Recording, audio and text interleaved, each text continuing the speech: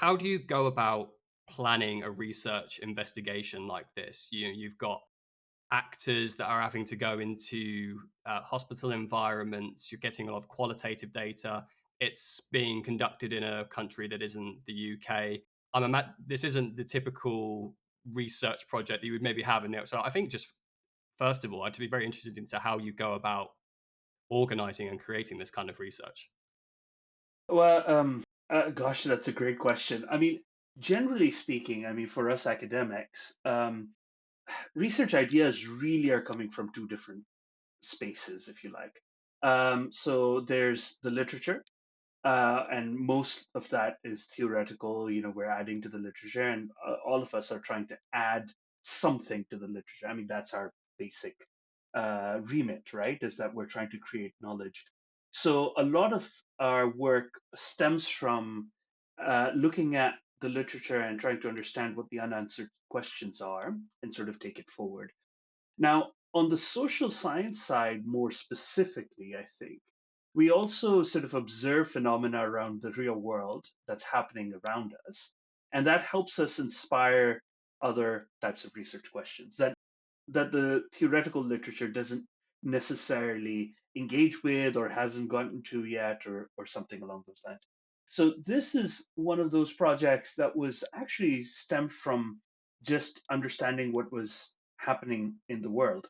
And so what happened was that so I was on my way to the UK. I had just left my position as an economist at the World Bank in Washington D.C., and I was going to start at the University of East Anglia as assistant professor, which is my current main institution. And so I had a summer off. So I said, okay, well, let me go and spend that summer somewhere. And I spent that summer at a university in Pakistan, in Lahore, one of the top universities in Pakistan. Just a great place to be. And just started talking to people. So this is around about 2015, and one of the people that was my co-author on this eventual on this paper on discrimination in healthcare was a guy called Husnain Ahmed, who is a son of two physicians.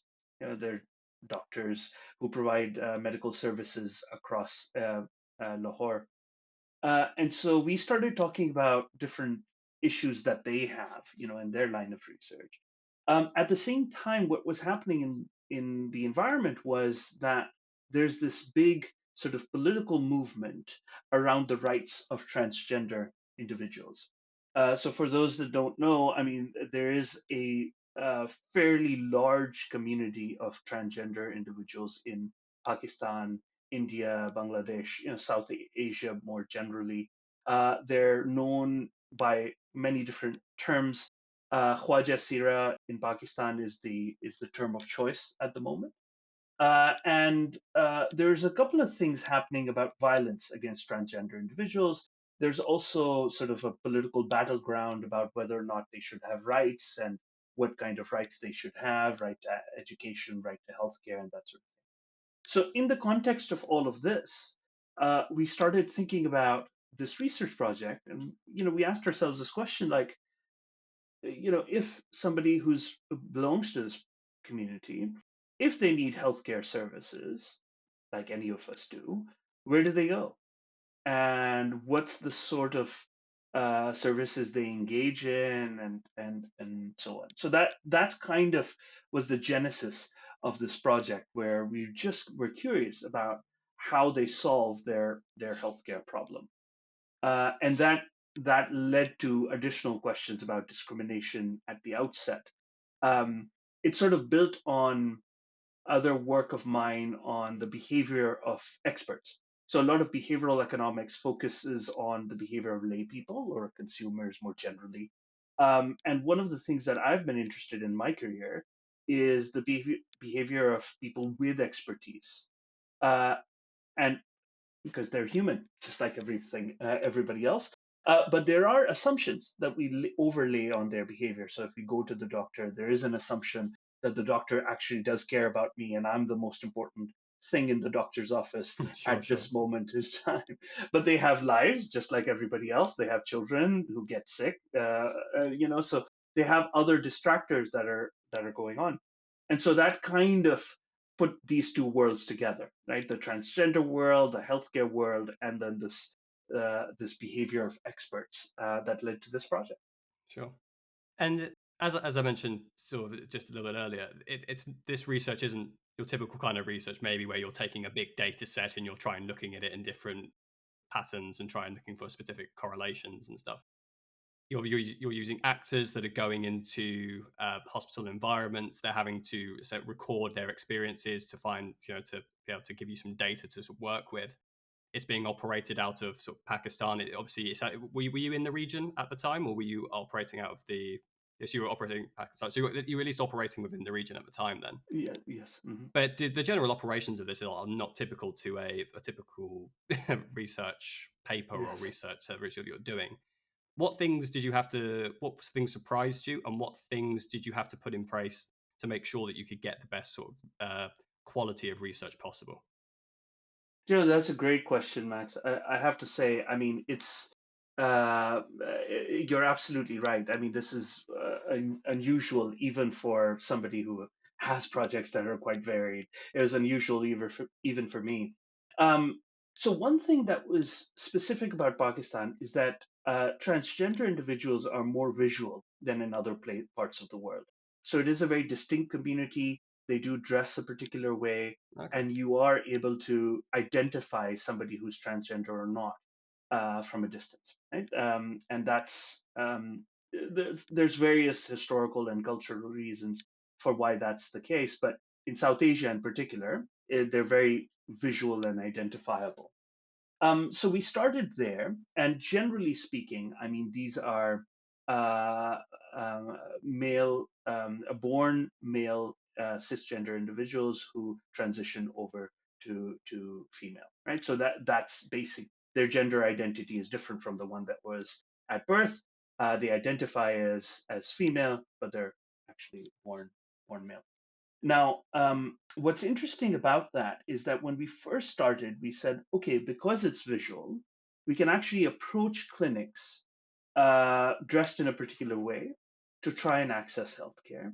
And that's a nice, tightly controlled sort of, with experimentation, we try to look for the closest possible control, right? sure, And so the way that we were doing this was that, or at least the way that we envisioned it, is that we would hire somebody that's trained, like an enumerator or something. We weren't thinking about actors at that stage, but just thinking about trained enumerators who would be dressed either as a male or as a transgender, randomly assigned, and then go into a clinic and try and obtain healthcare, which we would then try and record to the extent that we could. So that's how we first started thinking about this.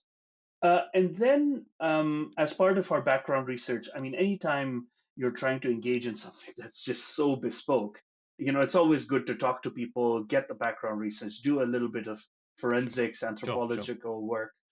And so we talked to transgender communities.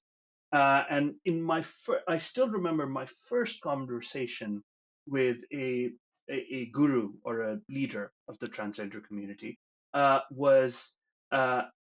That how deeply offended they were that we could we had the conceit to just take a male, dress them as a woman, and then call them transgender, right? Yeah, okay, I uh, see. yeah, because that was, I mean, to be honest, that was shocking to them, because they said, look, we have a whole nother identity. We are different from, we're not just men dressed as women. We have, lots of other characteristics and Sure. so on. And that's what you're going to miss if you go this route. And all of a sudden, we realized, yeah, you're absolutely right, right? We're trying to capture something about the real world, but in order to get our experiment as tightly controlled as possible, we're ignoring or not paying attention to some important nuance from the real world, right? Or we're going to miss some. And so that then led to us trying to figure out how best to do this. And so the the next thing that we went into was to say, well, okay, this is a community that we want to tap into. We want them to be part of this exercise. Why don't we just find people who are willing to go into healthcare clinics and let us observe what happens? So that's kind of how we started down that path. But again, the experimenter kind of comes back in, right? The scientist comes back in, and he said, okay, well, if it's transgender people that we're going to send into healthcare clinics, um, we need to have a cisgender control. Sure. Fine. But then they have to present in a very similar fashion. So there's only sort of a window, like a small window of cases where there's enough of an overlap that doesn't lead to, sort of, there's only so many cases that we can deal with. So we have to kind of think about what case it is that we're wanting to present. That needs to be consistent. That also needs to not be affected by things like the weather, because now this is a large exercise. It's going to go over different seasons, so we need to be able to make sure it's unaffected by those sorts of things. It's something that needs to be diagnosed within one interaction. So we want to reduce the repeated interaction side. That's another research question, and hopefully we'll get to that as well. But at least in a one-to-one interaction, we want to try and get a diagnosis. And so there's all these different parameters that we needed to satisfy. Um, but then one important thing was, how do you get people to present in as close a manner as possible, given that they're different people? I mean, if it's just the same person and I'm dressing them differently, I can just have them replicated. And there's studies, for instance, with dentists in Switzerland that have done exactly that. But now we've got different people, so what do we do about that? And the answer is, well, actors basically do that for a living, right? Where we give them a backstory, we give them as many details, and we ask them to present in very, very particular ways. And so that required our our cases to be as consistent as possible. There's a very rich backstory that we had to develop about the person, because, of course, once you go into the doctor's office and say, I need help, after that the conversation can go in any which direction. Sure. Yeah. So we have to kind of account for all this sort of improv that the person is going to have to do. Actors are a great medium to do that. This is what they do. They're not cheap, they're expensive, so fine, we had to compromise on things like sample size and other features. But we needed this tight control as much as possible. We also had to go and find acting troops. There's in Pakistan, you can find acting troops that have transgender actors. We have separate acting troops for males, for females, and so on and so forth. So we had to engage with different people to try and find the sort of right actors that looked similar, that spoke similarly. So we had to have long auditions through the acting process.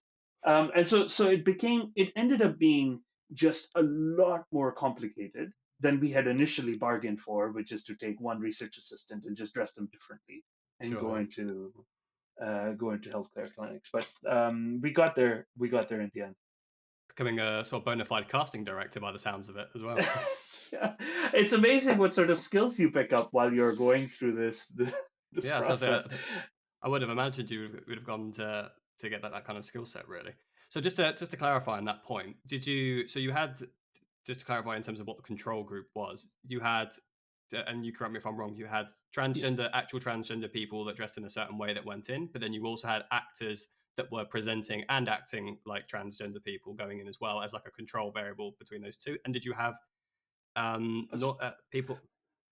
So go Sorry, for it. that's not sorry, Max. Just to clarify that, so we had transgender people who are dressing their normal way, Sure. but of course a consistent dress all the way through, and then our control group is actually cisgender males dressed as cisgender males. So Got it's you. just a Yeah. Yeah. pure male Just a that pure. Got you.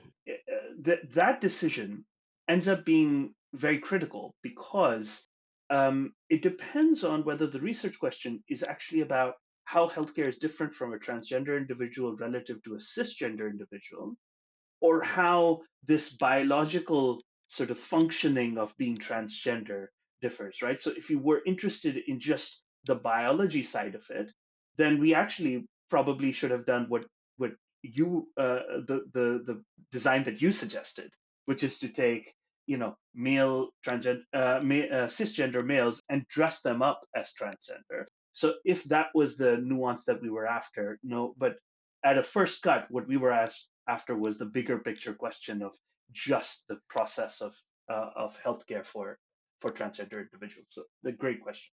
When you were looking at the results, were there any inconsistencies or were there any sort of surprising outcomes that you found from the research that maybe you weren't expecting going in? Yeah, so I mean, to be honest, we're working in an environment. I mean, during the course of designing this, let me just say, I mean, we started data collection circa 2018. It was early 2018, um, and early 2017, for example, there's a very high-profile case of a transgender individual that was shot by their own sibling for performing at a party, and that individual was taken to the hospital. So the ambulance reached him, was taken to the hospital, and then died sitting outside the hospital while the hospital tried to figure out whether to take him to the male ward or the female ward. So I mean, that was a sort of brutal, tragic story that's happening uh, in the context of Pakistan. So we're sort of going in now. Of course, this is one event; it's a high-profile event, and so there's certain things that make it to the public sphere. There's all sorts of stuff that are happening that are not making it to the public sphere. So our expectations going in were, oh my gosh, we don't know what we're going to get, like when we go into these clinics, whether we'll get harassed. We had really sort of well thought out security protocols to try and protect against, to know what we needed to do. We had cover outside, so we had to think through a lot of these different things, because we honestly didn't know what to expect outside of what our transgender sort of community was telling us. And ultimately, we were a little bit surprised when, in general, I mean, the treatment of the transgender individuals when they went to the clinic was not as bad, if I could put it that way, right? I mean, they were still able to see the doctor. Sometimes they had to wait a long time. Sometimes they had to wait less of a time. And both of those things can be discriminatory. Like waiting a long time is to prioritize um, cisgender patients. Waiting for a very short amount of time is, we don't want your kind in the waiting room, and it's going to affect other people, so let's just get you out of the way soon, right? Yeah, So right, right. those motivations can affect all sorts of things. So we were in general surprised to see little in the form of overt discrimination in the way that the doctor's refusing to see you or things like that. And so that was sort of our biggest surprise. But despite that, I mean, these are low cost private health clinics. There's other sort of ethical considerations that we can talk about later on as well in the context of this, but these are low cost sort of private clinics, so they do have profit motives to see people or see as many patients as possible. And despite that, we still are able to observe, very, very subtle forms of discrimination that happen throughout the process that we're able to document. So we were surprised as to how subtle it was, rather than how our expectation of overt discrimination. I see. And when you talk about subtle discriminations there, could you give me some context to the kind of types of those discriminations that you witnessed? Yes, absolutely. Um, like I said, I mean, waiting room on average, not much of a difference there. In terms of the cost, our transgender individuals actually ended up paying less than our cisgender individuals. There's cultural reasons for that. Some people feel like it's an act of charity. It's a low-income group typically, so we did see some favorable treatment there. In terms of so where you see it most directly is the interaction with the physician. So the case that we had implemented was one of asthma. So a person's coming in and presenting symptoms that are consistent with asthma, so having breathing difficulties and so on. And so the doctor needs to do a lot of cross examination to try and highlight whether or not it's asthma or something else like air pollution or just dust allergies or whatever. And one of the key aspects of that is family history. So, family history is important in the diagnosis of asthma. It needs to be asked. That's a question. I mean, according to medical guidelines that we use in the West, like the Sign 18 guidelines, asthma is, sorry, family history is a really, really important question that one would ask. It in none of our transgender cases was family history ever asked, Oh, okay. particularly in none, not a single time. And so we were a little bit surprised by that, obviously. Now there's good and bad reasons for that being for happening, right? So bad reason is negligence. That's the obvious one. I'm not asking because I'm trying to get this person through the door as soon as possible. There's also cultural sensitivity reason.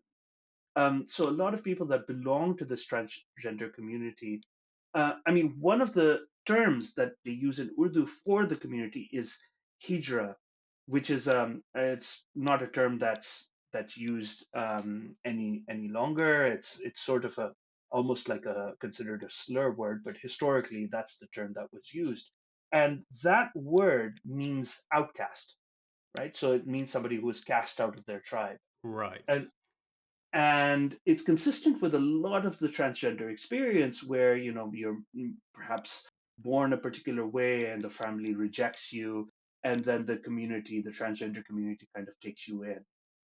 And so it's become, in some sense, a norm not to ask somebody from a transgender community where they're from, do they know their parents, and those sorts of questions, because they can be very, very sensitive.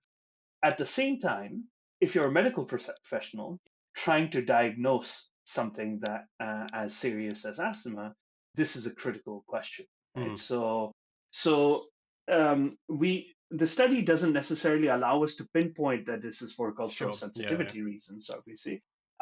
However, we can say that the doctors aren't spending a significantly less amount of time with the transgender patients. There is a reduction. There's fewer time spent, but there are important questions that are skipped. Uh, so that's one example. There's other things like checking your breathing or listening to your heartbeat from the back instead of the front, which again is culturally sensitive, right? It's an appropriate thing to do for in the case of transgender individuals. So there's different ways in which we see the interaction panning out. All that to say that leads to less accurate diagnoses, and it leads to a issuing of more placebo type treatment. So um, there's something also that's specific to South Asia where because healthcare is what we call a credence good in the literature, right? It's a good whose quality you can't directly observe. And so what doctors have done to kind of combat this, right? Because they want the patient to feel like they were treated, is they offer them placebo injection. They'll give them an injection that is not doesn't actually carry anything. Lots of times it's just water, but they'll inject them because then, and doctors will say this openly, then the patient will feel like they've been treated, or they'll give them placebo medicines like aspirin or something, or just something to make sure the patients feel like they've been treated. And we found that our transgender patients were offered significantly more injections in the visit, which is consistent with sort of less care, less quality of care. Yeah, that's interesting. I haven't really heard of that being a medical technique before. And it's almost interesting from a behavioral standpoint, right? Because there's some research that I know a little bit about in regards to I think aspirin or pain medication, like sort of small stuff you get over the counter. In that, Yeah, if people that spend less on it, so maybe paying 40p, 50p for paracetamol, as opposed to spending £2-3 for maybe the branded versions, actually do experience better pain relief in many examples from paying more. But to your point, it's not that the actual active ingredients are any different. It's just the perceived placebo effect of it actually working. And so you get this 100%. really weird question in regard, should they just be allowed to charge more for it because it in a way does work? And then the question I would then ask to get on top of that, because pragmatically, at least in terms of pragmatically, if giving water injections in those instances, or aspirin or whatever it is in those instances, does make them feel better and does help present better symptoms, then you would think, well, that's a positive healthcare outcome, and so that seems like a better thing. But then I wonder about, you know, to the point, like some of the possible discrimination aspects of it as well. Are you giving the patient a false sense of security or false knowledge potentially in regards to the treatment that they've actually received? So I don't know whether you could just speak a little bit about your perception on that, because I find that almost quite interesting in terms of like, should placebo medicines be given to particular patients, and maybe there's nuances in which instances you're allowed to do it and maybe where you shouldn't do it. Yeah, it's a really interesting question, and I'm afraid not one that I'll be able to answer in any sort of conclusive way. But I guess you know, one of the things that has been around since the advent of modern medicine has been miracle cures, right? So historically, we talk about snake oil salesmen who are selling snake oil that's supposed to cure X, Y, and Z things. That's still true for a lot of the vitamin industry, for instance, Yeah, right? yeah, There's sure. a lot of overpromising and things, particularly when things are unregulated and so on. So um, now that's there. And obviously, that's a market force that's happening, right? There where people say, like, okay, look, I need to feel better. What makes me feel better? That's the only thing that I can potentially perceive. In South Asia, for instance, but a lot of Asia and lots of other parts of the world as well. I mean, you have, I guess, an unkind way to refer to them would be quacks, right? Like people who are not medically trained or Sure. not Yeah, yeah. trained in modern medicine, right? And they are offering some sort of medication which they believe work, their patients believe work, but doesn't actually have the active ingredients or the molecules or anything that we can identify as something that has healing properties. And so, to some degree, one could say, well, these things should be outlawed, I suppose, because they're not medically licensed and they could be doing a lot of harm. Um, but there is probably it's kind of like the war on drugs or the war on like that. There's a lot of the stuff that goes underground, right? And so I don't necessarily think you'll ever be able to get rid of these types of alternative types of healing. Hmm. Um, but you can try and regulate it and license it and make sure that it doesn't cause any harm. So Yeah. uh, I think somewhere along the line, there's some truth somewhere in the middle that I wouldn't say outright ban is the way to deal with that problem. Uh, and so then what's left of is just to have a greater regulation, but also greater education around these things. Yeah, I'm sure there'll be medical doctors that are listening to this, like almost like screaming, saying like, "No, don't allow snake oil to be sold to patients." But then there is, to your point about like the war on drugs and those kind of implications. You would Mm, almost rather, in a lot of it, particularly if it's quote unquote non-detrimental to some degree, right? yes. I think in most instances, taking more vitamins, tablets, and stuff isn't going to do you a lot of harm. It won't necessarily do you any good, but it won't necessarily, depends on the scenario, it won't do you a lot of harm. And so by making it legal, you can at least put regulations on it, so they're not putting, they're not cutting it with dyes and other chemicals or whatever to make it that could actually have like irritable or negative benefits, right? And so it's this weird sort of almost like policy dynamic that sort of has to be balanced in some regard. And then to take that back to the placebo, you'd rather a medical professional give you a placebo medication than anyone else, because Yeah. you talk about the needles there. So Mm, they're using needles in some of the instances to do these things. You would much rather someone who's a medical professional or a nurse do that then someone Yes. potentially off doing it off the street that's unlicensed, using needles that aren't cleaning them. You could potentially have HIV problems for like sharing needles and all this kind of stuff. So I can imagine a myriad of problems if those kind of things were to go quote unquote underground in many instances as well. Yeah. It's just an interesting balance on that. In regards to the results that you found,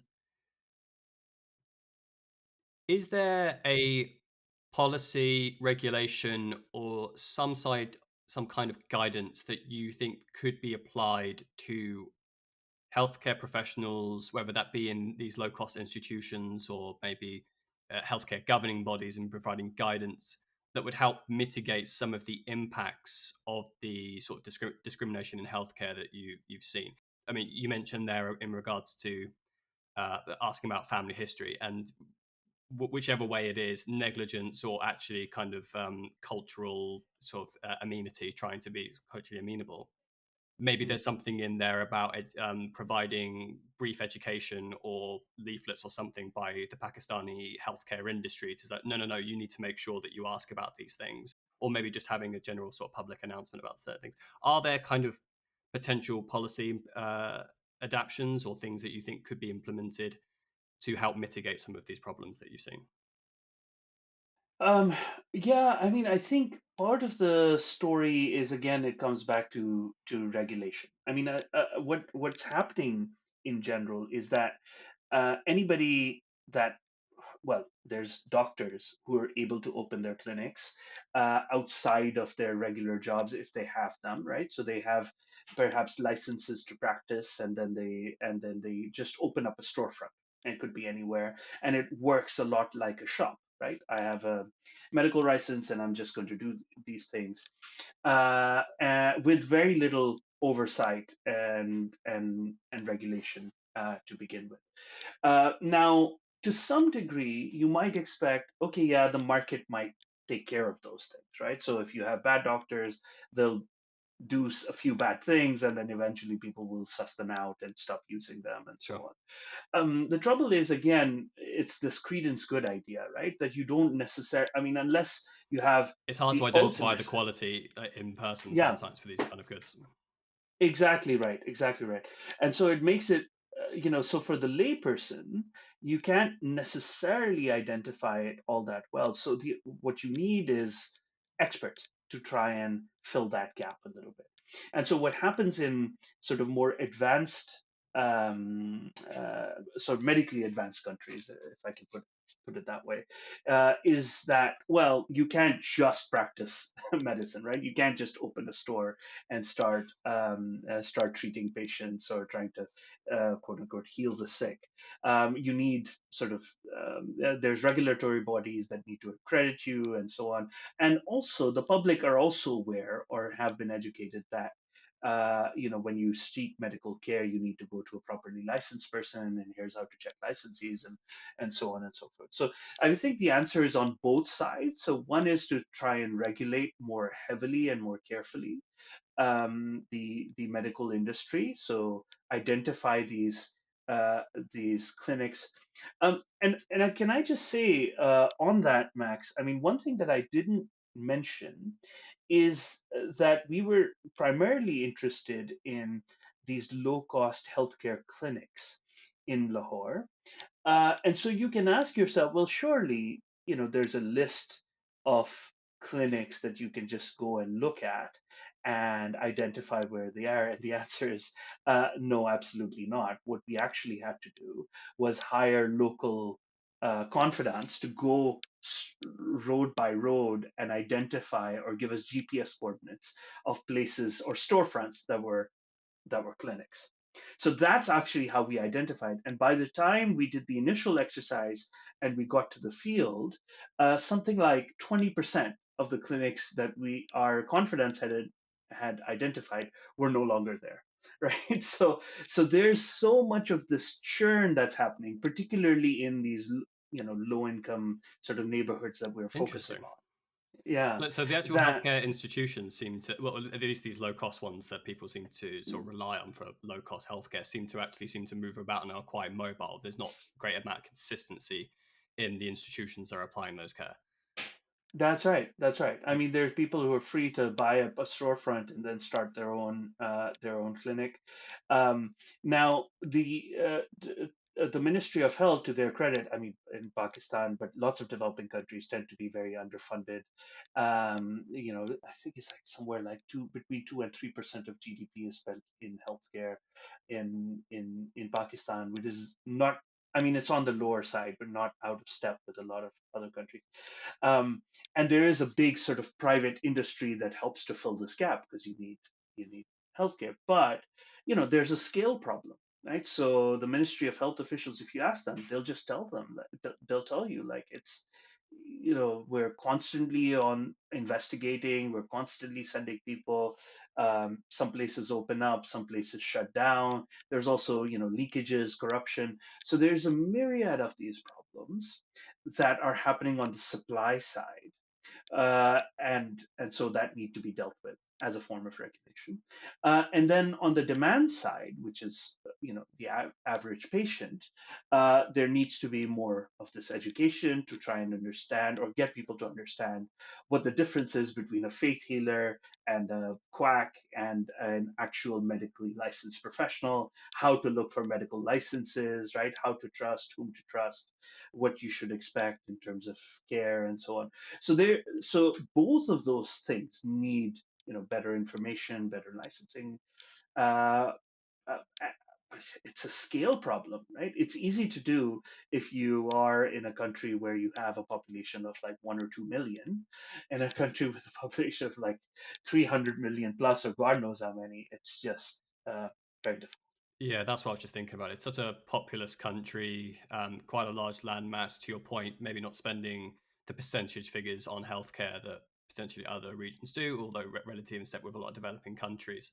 I imagine as well, just from an administrative side, just having the infrastructure, having a department that has the ability to, I don't know, have good data on where these clinics are popping up when they're being used. I imagine it's actually quite hard to identify certain regions and actually have the resources to actually administer that properly is quite considerable, particularly if you've got, I mean, just looking at Karachi, I think it's a population of about 20 million people in a particular area, right? And so, and it's not like everyone's got particular documentation or like is registered in like an NHS database of like where they are and stuff all Yeah, the time. And so tracking these things is obviously incredibly difficult as well.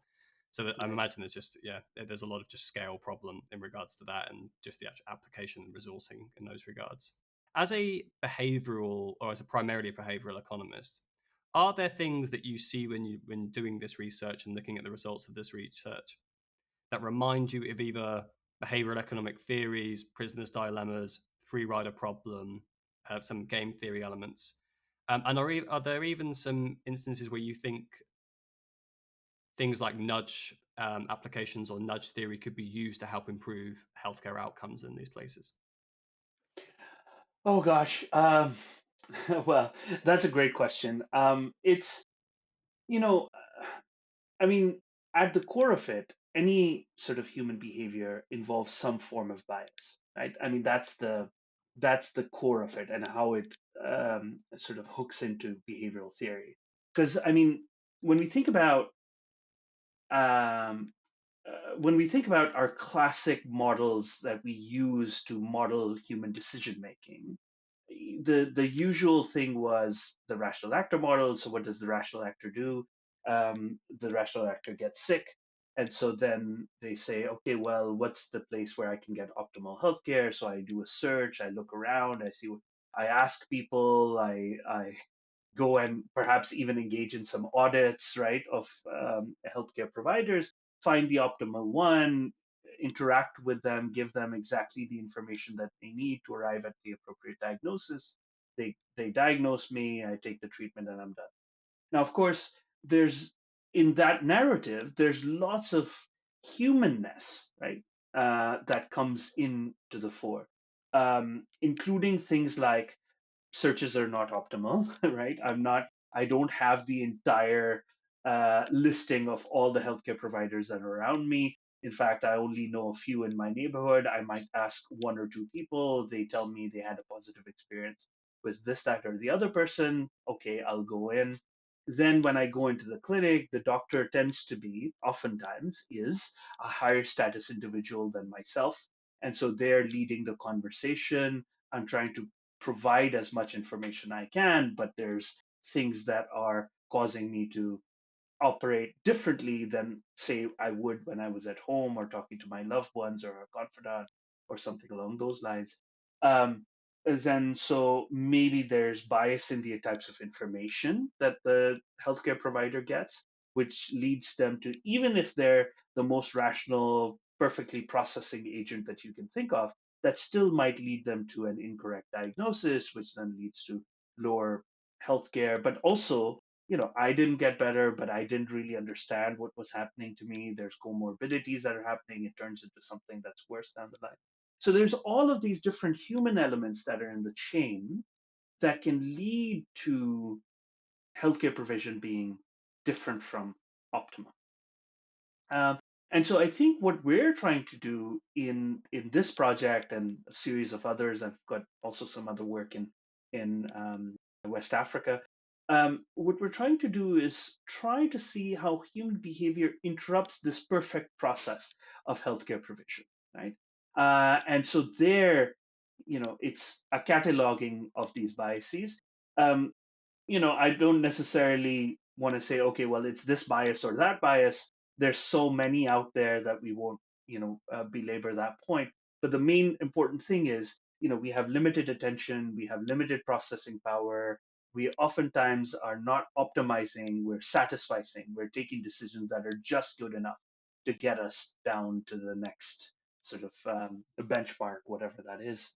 And so, given that that's how we are, I think a lot of behavioral theory helps in modeling that practice and then laying in institutions that help protect against these barriers. For instance, if you are a medical professional that knows that you are dealing with somebody that feels that they're lower status than you, it's important or incumbent on you to make them feel comfortable so that they don't give you a biased version of the information, but the full and complete information, for instance, right? So there's a lot of onus that we do in, for instance, the UK, where we talk about bedside manner. And bedside manner becomes a very critical aspect of healthcare provision because we recognize that there's behavioral reasons why people don't offer up the appropriate information and so on. So that's just an example of ways in which we can try and tackle that. I think less than necessarily nudge theory being applicable, is like important institutional sort of changes, like building awareness within populations, like I said earlier, the supply side, but also the demand side, doctors being trained or made aware of these biases existing within the population.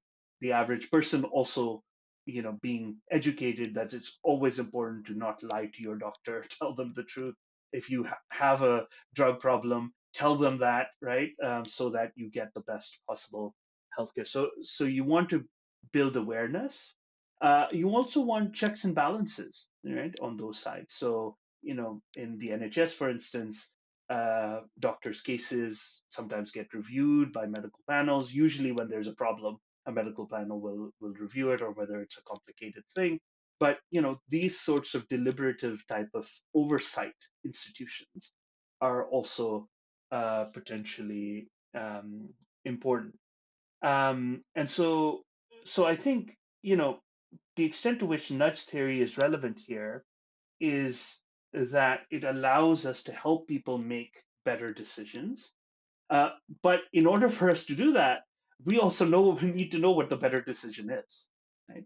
And there's, a conceit that we have to deal with. We have to at first identify what those better institutions are before we can better decisions are before we can help people make better choices. No, absolutely. And you briefly mentioned the UK there. And obviously, with this research, Pakistan is a very specific socio-economic environment. And there will be a lot of nuances between the area and the UK, for example, in the NHS or even other Western healthcare systems. With that being said, though, do you see there as a potential for some of the findings of this research in terms of certain levels of discrimination and certain bits and pieces to be also be prevalent in healthcare institutions like the NHS or other Western institutions, or even just more developed economies, generally speaking, in terms of their healthcare infrastructure? Or do you see it as a very specific regional findings, or even just specifically to Pakistan itself? So I think in terms of just healthcare provision, I mean, I find that this to be a more general problem. And I'll give an example of this, right? Because usually if you look globally, I think it's sort of completely uncontroversial for me to say that the poorer you are, the lower quality of life you have, right? And not just in I think terms that's of a the safe bet. yeah, I think that's the same. But in terms of healthcare provision, it's the same, right? The poorer you are, the fewer, the less longer you're going to live. Right? Even That's in just developed countries, I mean, they talk yeah, about this with the UK. The difference in life expectancy between those on higher incomes compared to those on lower incomes can be up to 7 years at a variety of points. So just looking at the absolutely, average life expectancy doesn't necessarily all the times give an indicative experience of what the general public actually experiences within that country or region. So it's not just areas like Pakistan and in developing world, it's also exactly. Western and more developed healthcare systems as well. Yeah, yeah, 100%. And not only that, but you find differential outcomes happening as a result of, for instance, in the recent COVID pandemic, you had different mortality rates as a result of COVID happening by region, by socioeconomic status. I mean, if the further north you were living, the more likely you were to both contract COVID and also die from COVID. If you are an ethnic minority of some kind, you are more likely to die of COVID, sometimes twice as much as the typical sort of white British experience. And so then you look at that and you say, well, okay, the classic example, or the classic answer that we have to poor people having worse healthcare outcomes is that they can't afford healthcare. It's a money problem, right? Or a resource problem. There are just no hospitals around, or they have transport problems. They can't get to hospitals, or X, Y, and Z things, right? So a lot of the onus was logistical. But in a place like the UK with the NHS, where we've not completely, but solved some of those problems, right? Where it's not money isn't a binding constraint at the margin. To a large Um, degree, at least. yeah, to a large degree. I mean, it's not universally the case, but to a large degree, we've battled the money problem. We've also battled the outreach problem. So you'll find clinics spread out fairly widely. Pretty much anywhere you go in the UK, you can access some sort of healthcare. We've got transport networks as well as you can get. So we've tried to handle the logistical problems as much as we're able to, and yet we still see differential outcomes that are happening by socioeconomic status, by ethnic group, and so on. And so the fact that these exist means that there's more things that we need to tackle, right? There's more differences in all those things. Now, if you ask doctors, and so I mentioned some of our work that we've done in West Africa, specifically in Burkina Faso. Um, we were working on the Ministry of Health in Burkina Faso asked us to look into um, uh, healthcare provision for the poor specifically. And again, same story. Poor people have worse healthcare outcomes, even though Burkina Faso also has socialized medicine and so on. And so when we were looking into that and sort of doing the forensics, as I like to call it, or the anthropological work, the doctors would tell us things like, well, you also understand that you have to understand that, it's harder to get, the more poor somebody is, it's harder to get them into the clinic, it's harder to get them to talk about it. They also, lots of times, they'll feel the need, will say, okay, what's wrong? And they'll say, like, oh, no, everything's fine. And you'll say, well, you're in a doctor's clinic, everything's not fine, so tell me what it is, right? So there's more probing and prodding. There's language barriers that happen. There's cultural barriers that can happen. So a lot of these things that I would classify as behavioral type things exist regardless of how of the overarching healthcare system, because people are people, doctors are still human beings, they're experts, they have a duty of care for sure, but at the same time they're also suffer from the same system one, system two processes that we all do. And so, in trying to sort of build awareness of these things, um, that becomes the sort of first step that we can to combating this problem. Once we understand that these things exist. Yeah. Just to wrap up with, given you talked about a little bit about the limitations to the research that you sort of had encountered and the sort of the compromises you had to make in certain regards, I think in regards to how much you're able to pay actors and that sort of limited the sample in some regards. Is there a piece of research you would like to see um, conducted that would maximize on the findings of this research that could really sort of push the research boundary forward somewhat?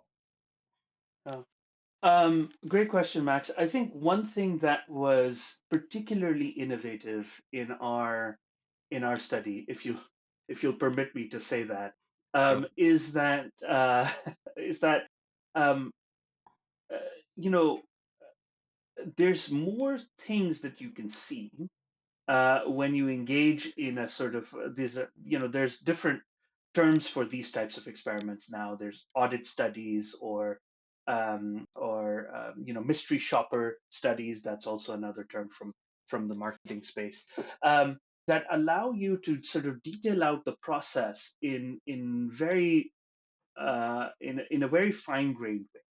And so what we were trying to do is document presence of discrimination, try to understand how that happens. But in doing so, we outline like the entire process of healthcare that allows us to see where exactly these pain points are to help us overcome these things. So I think, now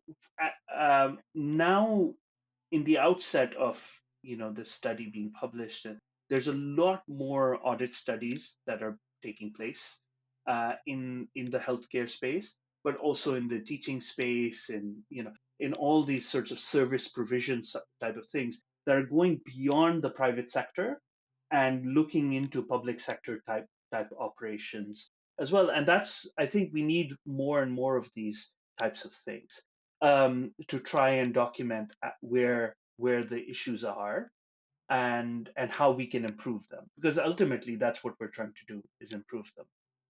Now, one thing I will say, I alluded to the ethics of this earlier, but I didn't really get to mention this.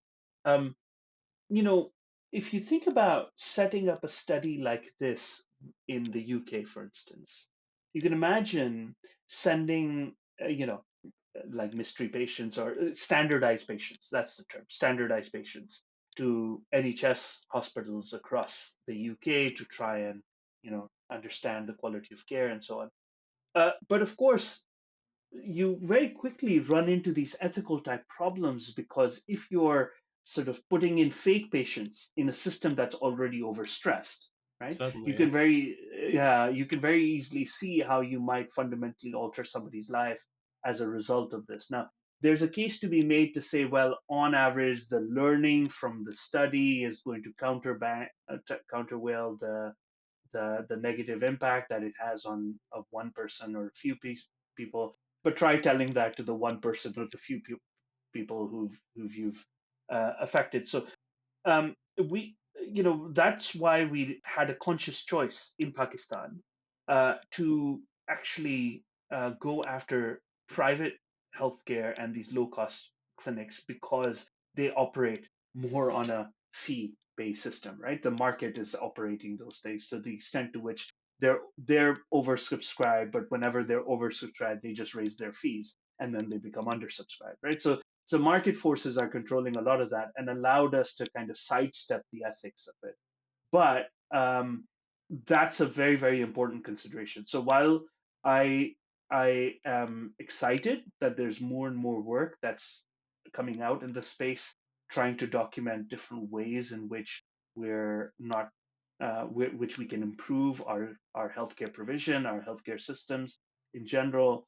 I think there's still a very, very difficult long road ahead to try and tackle these problems. Certainly. And if similar research were to be tried to conduct in the UK, which has a much larger infrastructure of national healthcare, you'd have to take those ethics considerations into much more consideration because you probably wouldn't be able to sidestep it at least to the same degree, Of course. particularly in those results. So that's something certainly to consider as like more research is conducted in the area.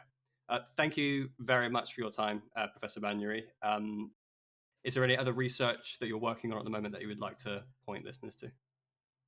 Well, more so, I mean, the broader sort of research agenda that I have is decision making amongst experts. And that's the kind of thing that I've been working on. So lots of times when we sort of delegate a lot of our decision making, sometimes we do it to experts, and actually in more often than you might think. For instance, this social media and influencer culture means we'll make purchasing decisions on the back of some recommendations or whatever that some person has made, oftentimes in exchange for money and so on and so forth. So what we're like there's a broader research agenda of us trying to understand the decision making of um, for lack of a better term, elite samples, so people that are in higher or more influential decision making capacity. Healthcare providers is just one type of this decision maker.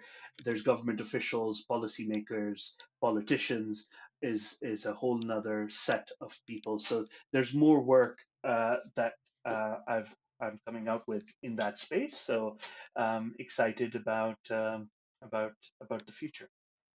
Certainly, indeed. We look forward to reading that research in the future. Thank you very much for your time, and hopefully we can speak again soon.